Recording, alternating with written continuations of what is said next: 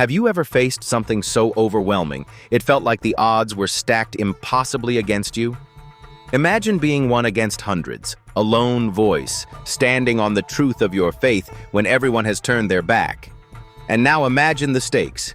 Everything you know, everything you believe, hanging in the balance of not just your faith, but the faith of an entire nation.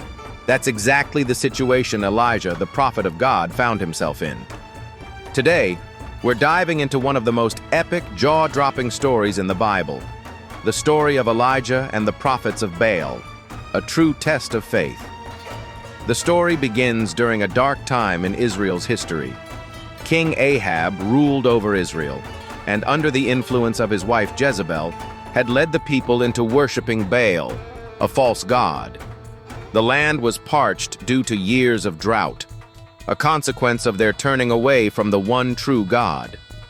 The people wavered, their faith fractured, unsure of who to believe in or what to follow. Elijah was chosen by God to stand against the tide, to carry his message and remind his people of the truth. But make no mistake, this wasn't an easy mission. Elijah was outnumbered, ridiculed, and seen as a troublemaker. Yet he pressed forward because he had something powerful on his side: faith. Elijah approached King Ahab and didn't sugarcoat his words. With prophetic authority, he declared, "You have abandoned the commands of the Lord and have followed the Baals." But Elijah didn't stop there. He issued a challenge, a definitive showdown to settle the question once and for all. Summon all of Israel and the prophets of Baal, 450 in total, along with the 400 prophets of Asherah who eat at Jezebel's table. Gather them all at Mount Carmel. This was no small gathering. It was an event to captivate the nation. Now, picture the scene. The sun blazing overhead, the rugged terrain of Mount Carmel filled with people eager to see what would unfold. On one side stood Elijah, a solitary figure, calm yet resolute. On the other side, an overwhelming multitude of Baal's prophets, confident in their false god. Elijah spoke to the crowd, "How long will you waver between two opinions? If the Lord is God, follow him. But if Baal is God, follow him." Silence followed. The people didn't respond, their hesitation palpable. The challenge Elijah proposed was shocking, audacious even. He said, "Let us prepare 2 bulls for sacrifice. Let Baal's prophets choose one and prepare it, and I will prepare the other. But here's the catch. We will not light the fire. Instead, we will call upon our gods to send fire down upon the offering. The God who answers with fire, he is the true God." The people murmured, intrigued, and finally agreed, "What you say is good." Baal's prophets were given the first chance. From morning until noon, they danced and shouted, crying out to Baal, "Baal, answer us!" But there was no response. No sound, no fire, no sign of life. The hours dragged on, and Elijah couldn't help but taunt them. "Shout louder! Surely he is a god! Perhaps he's deep in thought, or busy, or traveling. Maybe he is sleeping and must be awakened." The taunting only spurred them on, and they became more frantic, slashing themselves with swords and spears as their rituals turned desperate. Yet, nothing happened. The silence was deafening. Baal did not answer.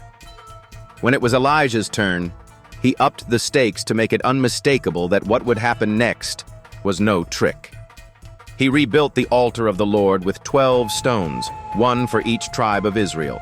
Then, he dug a trench around the altar and prepared the bull for sacrifice. He instructed the people to douse the altar with water, not once, not twice, but 3 times, until the trench overflowed. In a time of severe drought, this was an extravagant, audacious move. The altar was drenched, and every rational thought screamed, "Impossible!" Elijah stepped forward and prayed. He didn't shout, he didn't dance. He simply prayed with faith and conviction. "Lord, the God of Abraham, Isaac, and Israel, let it be known today that you are God in Israel, and that I am your servant. Answer me, Lord, so these people will know that you are God, and that you are turning their hearts back again.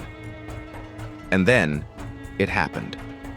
Fire, mighty, unmistakable, divine, fell from the heavens.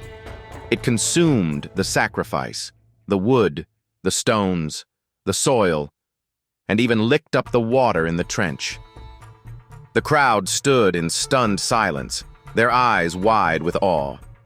Then, as one voice, they fell prostrate and cried out, "The Lord, He is God! The Lord, He is God!" This was the moment that changed everything. Elijah's faith had not only saved him, but turned the hearts of a nation back to the one true God. The prophets of Baal were defeated, and the truth was undeniable.